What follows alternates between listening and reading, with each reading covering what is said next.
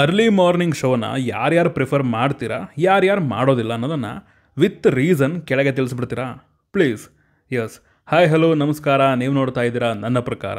ಸರಿಪೋದ Sanivaaram, Surya's Saturday, directed by Vivek Athreya, starring Nani, S J. Surya, Priyanka Arul Mohan in lead role. ಕನ್ನಡದಲ್ಲಿ ಒಂದೇ ಶೋನ ಬೆಂಗಳೂರಿನಲ್ಲಿ ನವರಂಗಲ್ ಬಿಟ್ಟು ನವರಂಗಿ ಆಟ ಆಡಿದಾನೆ ಡಿಸ್ಟ್ರಿಬ್ಯೂಟರ್. ಈಗ ಇರೋ ಶೋನು ಕಿತ್ಕೊಂಡಿದ್ದಾರೆ. ಸೊ ಏನು ಮಾಡೋಕ್ಕಾಗಲ್ಲ ಅಂತ ಒರಿಜಿನಲ್ ಲ್ಯಾಂಗ್ವೇಜಲ್ಲೇ ನೋಡಿದ್ದಾಯಿತು. ಮಾತಾಡುವ ಸಿನಿಮಾ ಕೊಟ್ಟಂತಹ ಎಕ್ಸ್ಪೀರಿಯೆನ್ಸ್ ಹೇಗಿತ್ತು, ನಂಗೆ ಏನು ಇಷ್ಟ ಆಯಿತು, ನಂಗೇನು ಕಷ್ಟ ಆಯಿತು ಅಂತೆಲ್ಲ. ಆದರೆ ಅದಕ್ಕಿಂತ ಮುಂಚೆ ಚಾನಲ್ಗೆ ಫಸ್ಟ್ ಟೈಮ್ ಬಂದಿದ್ದರೆ ವೀಡಿಯೋನ ಫುಲ್ ನೋಡಿ, ಇಷ್ಟ ಆದರೆ ಮಾತ್ರ ಸಬ್ಸ್ಕ್ರೈಬ್ ಮಾಡ್ಕೊಂಡು ಸಪೋರ್ಟ್ ಮಾಡಿ. ಸಿನಿಮಾದ ಒನ್ ಲೈನ್ ಸ್ಟೋರಿ ವಿಚಾರಕ್ಕೆ ಬಂದರೆ, ಕಥೆಯ ನಾಯಕ ಸೂರ್ಯನಿಗೆ ಆ್ಯಂಗರ್ ಇಶ್ಯೂಸ್ ಇದೆ.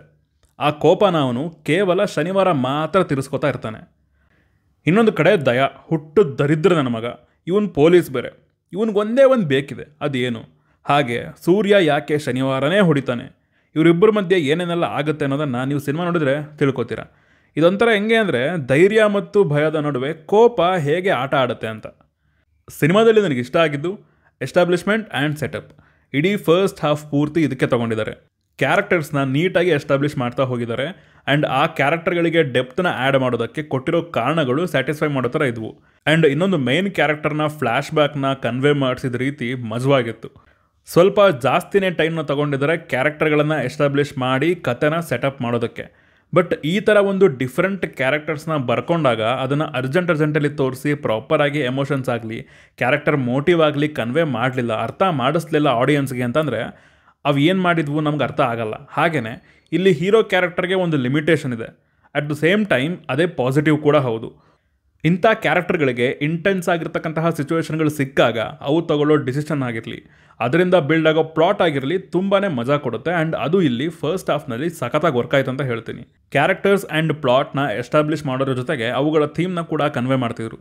ಸೂರ್ಯ ಕೋಪ, ಇನ್ಸ್ಪೆಕ್ಟರ್ ದಯಾ ನನ್ನ ಭಯ ಹುಟ್ಟಿಸೋನು, ಸೋಕಲಪಾಲಂ ಅಂತ ಏನೋ ಜಾಗ ಇದೆ, ಆ ಜಾಗದ ಜನ ಭಯ ಪಡೋರು. ಹಾಗೆಯೇ ನರಕಾಸುರನ ಮೆಟಾಫೋರ್, ಇದೆಲ್ಲ ಇನಿಷಿಯಲ್ ಫಸ್ಟ್ ಹಾಫ್ನಲ್ಲೇ ಸೆಟಪ್ ಆಗಿಬಿಡುತ್ತೆ. ಆ್ಯಂಡ್ ನೆಕ್ಸ್ಟ್ ಏನಾಗುತ್ತೆ ಅನ್ನೋದರ ಎಕ್ಸೈಟ್ಮೆಂಟ್ ಪೀಕ್ಗೆ ಹೋಗಿ ನಿಲ್ಲುತ್ತೆ. ನೆಕ್ಸ್ಟ್ ಇಲ್ಲಿನ ಸ್ಕ್ರೀನ್ ಪ್ಲೇ ನನಗೆ ಪರವಾಗಿಲ್ಲ ವರ್ಕ್ ಆಯಿತು ಅಂತ ಹೇಳ್ತೀನಿ. ಫ್ಲಾಸ್ ಇವೆ, ಅವುಗಳ ಬಗ್ಗೆ ಮುಂದೆ ಮಾತಾಡೋಣ.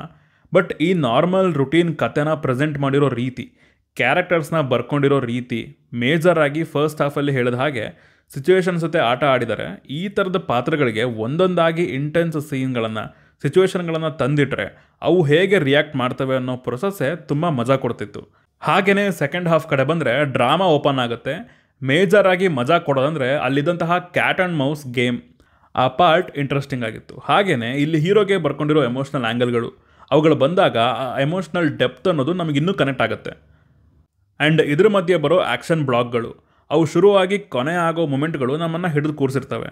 ಬಿಕಾಸ್ ಅಗೈನ್ ಏನಾಗುತ್ತೆ ಅನ್ನೋ ಒಂದು ಕ್ಯೂರಿಯಾಸಿಟಿ ಎಲಿಮೆಂಟ್ನ ಇಲ್ಲಿ ಚೆನ್ನಾಗಿ ಬರ್ಕೊಂಡಿದ್ದಾರೆ. ಹಾಗೆಯೇ ಸಿನಿಮಾದಲ್ಲಿ ಕಾಮಿಡಿ ಕೂಡ ಚೆನ್ನಾಗಿ ವರ್ಕ್ ಆಗಿದೆ. ಸಿಚುವೇಶನಲ್ ಕಾಮಿಡಿ ಏನಲ್ಲ, ಕ್ಯಾರೆಕ್ಟರ್ ಕಡೆಯಿಂದ ಪರ್ಫಾರ್ಮೆನ್ಸ್ ಮೂಲಕ, ಡೈಲಾಗ್ಸ್ಗಳ ಮೂಲಕ ಬರೋ comedy. Next music, Jakes. Bejoy, Malayalam technician ಅನ್ಕೋತೀನಿ. ಕಿಂಗ್ ಆಫ್ ಕೋಟಾ, ಅಯ್ಯಪ್ಪನಂ ಕೋಶಿಯಂಗೆಲ್ಲ ಇವರೇ ಮ್ಯೂಸಿಕ್ ಕೊಟ್ಟಿರೋದು. ಆ್ಯಂಡ್ ಈ ಸಿನಿಮಾದಲ್ಲಿ ಬ್ಯಾಕ್ಗ್ರೌಂಡ್ ಮ್ಯೂಸಿಕ್ನ ಕುಟ್ಟು ಬಿಸಾಕಿದ್ದಾರೆ ಅಂತೀನಿ. ಎಂಥ ಥಿಯೇಟ್ರಿಕಲ್ ಎಕ್ಸ್ಪೀರಿಯೆನ್ಸ್ ಅಂತೀರಾ ಆ BGMಗಳನ್ನ ಕೇಳಿಕೊಂಡು. ಕ್ಲೈಮ್ಯಾಕ್ಸ್ ಅಂತೂ ಅಲ್ಟಿಮೇಟ್. ಶಿವತಾಂಡವಂ BGMನ ಸರಿಯಾಗಿ ಯೂಸ್ ಮಾಡ್ಕೊಂಡಿದ್ದಾರೆ. ಬಟ್ ಸ್ವಲ್ಪ ಜಾಸ್ತಿನ ರುಬ್ಬಾಡಿದ್ದಾರೆ ಅಂತ ಅನಿಸ್ತು. ಬೇರೆ ಬೇರೆ ವರ್ಷನ್ಸ್ನ ಟ್ರೈ ಮಾಡ್ಬೋದಿತ್ತು. ಬಟ್ ಸ್ಟಿಲ್ ಅದು ಕೇಳಿದಾಗ ಒಂದು ಎನರ್ಜಿ ಪಾಸ್ ಆಗುತ್ತೆ. ಹೀರೋಯಿಕ್ ಶಾರ್ಟ್ಸ್ಗೆ ಇಲ್ಲಿನ BGM ತುಂಬಾ ಪುಷ್ ಕೊಟ್ಟಿದೆ ಅಂತೀನಿ. ವಿಲನ್ ಥೀಮ್ ಕೂಡ ಸಖತ್ತಾಗಿದೆ. Next performances. ಈ ರುಟೀನ್ ಕತೆಗೆ ಸ್ಟ್ರಾಂಗ್ ಕ್ಯಾರೆಕ್ಟರ್ಸ್ ಆ್ಯಂಡ್ ಅವುಗಳನ್ನು ಡಿಸೈನ್ ಮಾಡಿರೋದು ಒಂದು ಪಿಲ್ಲರ್ ಆಗಿ ನಿಂತರೆ, ಆ ಕ್ಯಾರೆಕ್ಟರ್ಗಳ ಪರ್ಫಾರ್ಮೆನ್ಸ್ ಅದು ಇನ್ನೊಂದು ದೊಡ್ಡ ಸ್ಟ್ರೆಂತ್ ಆಗಿ ವರ್ಕ್ ಆಗಿದೆ. ನಾನಿ ಅವರ ನ್ಯಾಚುರಲ್ ಆ್ಯಕ್ಟಿಂಗ್ ಆ್ಯಸ್ ಯೂಶುವಲ್ ಇಲ್ಲೂ ಕ್ಯಾರಿ ಆಗಿದೆ. ಬಟ್ ಒಂದು ಮಾಸ್ ಹೀರೋಯಿಕ್ ಎಲಿಮೆಂಟ್ಸ್ ಅನ್ನೋದು ಸ್ವಲ್ಪ ಜಾಸ್ತಿನೇ ಕಾಣಿಸಿದೆ ಈ ಸಿನಿಮಾದಲ್ಲಿ. ಸೂರ್ಯ ಮತ್ತು ಅವನ ಅಕ್ಕನ ಮಧ್ಯೆ ಬರೋ ಸೀನ್ಸಲ್ಲಿ ನಾನಿ ಅವರ ಸಟಲ್ ಪರ್ಫಾರ್ಮೆನ್ಸ್ ನಂಗೆ ತುಂಬ ಹಿಡಿಸ್ತು. ನೆಕ್ಸ್ಟ್ ಎಸ್.ಜೆ. ಸೂರ್ಯ. ಸಿನಿಮಾ ನೋಡುವಾಗ ಈ ಕ್ಯಾರೆಕ್ಟರ್ ರೈಟಿಂಗ್ ಆ್ಯಂಡ್ ಅದರ ಪರ್ಫಾರ್ಮೆನ್ಸ್ ನೋಡ್ತಾ ಇರುವಾಗಲೇ ನನಗೊಂದು ಫೀಲ್ ಬಂತು, ಸುಮ್ಮನೆ ಇದೇ ಕ್ಯಾರೆಕ್ಟರ್ ಜಾಸ್ತಿ ಹೊತ್ತು ಇರಲಿ, ಸಖತ್ ಮಜಾ ಇದೆ ಅಂತ. ಏನು ಮಾಡ್ತಾನೆ, ಯಾವಾಗ ಮಾಡ್ತಾನೆ ಅಂತ ಒಂದೂ ಗೊತ್ತಾಗಲ್ಲ. ಸಡನ್ ಆಗಿ ಡಿಸಿಷನ್ ತೊಗೊತಾನೆ. ಆ್ಯಂಡ್ ಆ ಕ್ಯಾರೆಕ್ಟರ್ಗೆ ಟ್ವಿಸ್ಟ್ ಸಿಕ್ಕಾಗ ಅದರ ರಿಯಾಕ್ಷನ್ಸಲ್ಲಿ ಜನ್ರೇಟ್ ಆದ ಫನ್ ಸಖತ್ತಾಗಿತ್ತು. ಇಂಟೆನ್ಸ್ ಆ್ಯಕ್ಟಿಂಗ್ ಇದೆ. ಅವ್ರಿಗೂ ಒಂದು ಸಪ್ರೇಟ್ ಟ್ರ್ಯಾಕ್ ಕೊಟ್ಟಿರೋದು ತುಂಬ ಹೆಲ್ಪ್ ಆಗಿದೆ ಸಿನಿಮಾಗೆ. ಪ್ರಿಯಾಂಕಾ ಅವರು ಕೂಡ ತುಂಬ ಚೆನ್ನಾಗಿ ಕಾಣಿಸ್ಕೊಂಡು ಪರ್ಫಾರ್ಮ್ ಮಾಡಿದ್ದಾರೆ. ಅವ್ರ ಪಾತ್ರಕ್ಕೂ ತುಂಬ ತೂಕ ಇತ್ತು ಸಿನಿಮಾದಲ್ಲಿ. ಈಗ ಸಿನಿಮಾದಲ್ಲಿ ನನಗೆ ಕಷ್ಟ ಆಗಿದ್ದು ಸೆಕೆಂಡ್ ಹಾಫ್ ಕಂಪ್ಲೀಟಾಗಿ ಮಿಸ್ಫೈರ್ ಆಯ್ತು ನನಗೆ.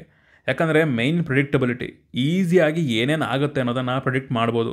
ತುಂಬ ಸೀನ್ಗಳು ಜಸ್ಟ್ ಪರ್ಫಾರ್ಮೆನ್ಸಿಂದ ನಮ್ಮನ್ನು ತಲುಪಿವೆ ಅಂತ ಹೇಳ್ತೀನಿ. ಅದು ಬಿಟ್ಟರೆ ಮೆಲೋ ಡ್ರಾಮಾ ಹೆವಿ ಆಗೋಯ್ತು. ಇಲ್ಲೊಂದು ಜಾಗ ಮತ್ತು ಜನರನ್ನು ಕರ್ಕೊಂಡು ಬರ್ತಾರೆ, ಆ ಪೋರ್ಷನ್ಸ್ಗೆ ರುಟೀನ್ ಎಲಿಮೆಂಟ್ಸ್ ಆ್ಯಡ್ ಆಗಿದ್ವು ಅನ್ನೋ ಫೀಲ್ ಬಂತು. ಮತ್ತು ಅವ್ರ ಎಮೋಷನ್ಸ್ಗೆ ಅಷ್ಟು ಕನೆಕ್ಟ್ ಆಗಲಿಲ್ಲ ಅಂತ ಹೇಳ್ತೀನಿ. ಫೋರ್ಸ್ಫುಲಿ ಟ್ರೈ ಮಾಡಿದ್ದಾರೆ ಆ ಕ್ಯಾರೆಕ್ಟರ್ಗಳಿಂದ ಎಮೋಷನ್ನ ಹುಟ್ಟಿಸೋಕೆ, ಬಟ್ ಅದು ಲ್ಯಾಗ್ ಫೀಲ್ನ ತಗೊಂಡು ಬಂದಿದೆ. ಹಾಗೆಯೇ ಇಲ್ಲಿ ಚಾಲೆಂಜಸ್ ಕಮ್ಮಿ ಇದ್ವು ಹೀರೋಗೆ ಅಂತ ಅನಿಸ್ತು. ಸಿಚುವೇಶನ್ಸ್ ಅಲ್ಲ, ಕೋರ್ ಕಾನ್ಸೆಪ್ಟ್ಗೆ ಚಾಲೆಂಜಸ್ಗಳು ಕಮ್ಮಿ ಆಗೋಯ್ತು ಅಂತ ಅನ್ನಿಸ್ತು. ಕನ್ವೀನಿಯೆಂಟ್ ರೈಟಿಂಗ್ ಕಾಣಿಸ್ತು. ಎಲಾಬರೇಟ್ ಮಾಡೋದಾದರೆ ಹೀರೋಗೆ ಇರೋದು ಒಂದೇ ದಿನ, ಶನಿವಾರ. ಆದರೆ ಅವನ ಆಪೋಸಿಟಲ್ಲಿರೋರಿಗೆ ವಾರದಲ್ಲಿ 6 ದಿನ ಇದೆ. ಸೊ ಈ ಎಲಿಮೆಂಟನ್ನ ಯೂಸ್ ಮಾಡಿಕೊಂಡು ಹೀರೋ ಕ್ಯಾರೆಕ್ಟರ್ನ ಇನ್ನಷ್ಟು ವಲ್ನರಬಲ್ ಆಗಿ ಟ್ರೀಟ್ ಮಾಡಿದರೆ ಇವಾಗ ಏನು ಮಾಡ್ತಾನೆ ಗುರು ಅನ್ನೋ ಒಂದು ಸಂದರ್ಭಗಳು ಜಾಸ್ತಿ ಆಗ್ತಿದ್ವು. ಆ್ಯಂಡ್ ಅವು ಸೆಕೆಂಡ್ ಹಾಫ್ಗೆ ಒಂದೊಳ್ಳೆ ಪುಷ್ನ ಕೊಡ್ತಿದ್ವು. ಬಟ್ ಇಲ್ಲಿ ಆ ಕೋರ್ ಕಾನ್ಸೆಪ್ಟ್ಗೆ ಚಾಲೆಂಜಸ್ಗಳು ಕಮ್ಮಿ ತೊಗೊಂಡು ಬಂದಿದ್ದಾರೆ. ಮತ್ತು ಇಲ್ಲೊಂದು ಒಳ್ಳೆ ಕ್ಯೂಟ್ ರೊಮ್ಯಾಂಟಿಕ್ ಟ್ರ್ಯಾಕ್ ಓಪನ್ ಆಗಿತ್ತು, ತುಂಬಾ ಫ್ರೆಶ್ ಆಗಿತ್ತು ಅದನ್ನು ಟ್ರೀಟ್ ಮಾಡಿದ ರೀತಿ. ಬಟ್ ಅದು ಸೆಕೆಂಡ್ ಹಾಫಲ್ಲಿ ಕಂಪ್ಲೀಟಾಗಿ ಡಲ್ ಆಗೋಗುತ್ತೆ. ಫಸ್ಟ್ ಹಾಫ್ ಬಿಟ್ಟರೆ ಸ್ಟ್ರೈಟಾಗಿ ಕ್ಲೈಮ್ಯಾಕ್ಸ್ಗೆ ಅದು ನೆನಪಾಗಿದ್ದು, ಓ ಇಲ್ಲೆಲ್ಲೋ ಲವ್ ಸ್ಟೋರಿ ಇತ್ತಲ್ಲ ಗುರು ಅಂತ. ಆ್ಯಕ್ಷನ್ ಎಪಿಸೋಡ್ಸ್ ಚೆನ್ನಾಗಿವೆ, ಬಟ್ ಎಕ್ಸ್ಪೆರಿಮೆಂಟಲ್ ಆಗಿ ಟ್ರೈ ಮಾಡಿದರೆ ಈ ಸಿನಿಮಾಗೆ ಅದು ತುಂಬಾ ಬಿಗ್ಗೆಸ್ಟ್ ಪಾಸಿಟಿವ್ ಆಗಿ ವರ್ಕ್ ಆಗ್ತಿತ್ತು. ಓವರಾಲ್ ಆಗಿ ನನ್ನ ಪ್ರಕಾರ ಹೇಳೋದಾದರೆ ಇದೊಂದು ಡೀಸೆಂಟ್ ಸಿನಿಮಾ ಅಂತೀನಿ. ಥಿಯೇಟ್ರಿಕಲ್ ಎಕ್ಸ್ಪೀರಿಯನ್ಸ್ ಮಸ್ಟ್ ನೋಡೋರಿಗೆ. OTTಲಿ ಅಷ್ಟು ಮಜಾ ಸಿಗಲ್ಲ ಅಂತ ಹೇಳ್ತೀನಿ. ಸೊ ಇದಿಷ್ಟು ನನಗೆ ಸಿನಿಮಾ ನೋಡಿ ಹೇಳಬೇಕು ಅಂದ್ಕೊಂಡಿದ್ದ ವಿಚಾರಗಳು. ನೀವೇನಾದರೂ ಸಿನಿಮಾ ನೋಡಿದರೆ ನಿಮಗೆ ಅನ್ನಿಸ್ತು ಅನ್ನೋದನ್ನು ಕೆಳಗಡೆ ಕಮೆಂಟ್ಸಲ್ಲಿ ತಿಳಿಸಿ. ಹಾಗೂ ನೀವು ನಮ್ಮನ್ನು ಇನ್ಸ್ಟಾಗ್ರಾಮ್, ಟ್ವಿಟರಲ್ಲೂ ಕೂಡ ಫಾಲೋ ಮಾಡ್ಬೋದು ಸಿನಿಮಾದ ಅಪ್ಡೇಟ್ಸ್ಗಾಗಿ. ಸೊ ಸಿಗೋಣ ಮುಂದಿನ ವಿಡಿಯೋದಲ್ಲಿ. ಬಾಯ್.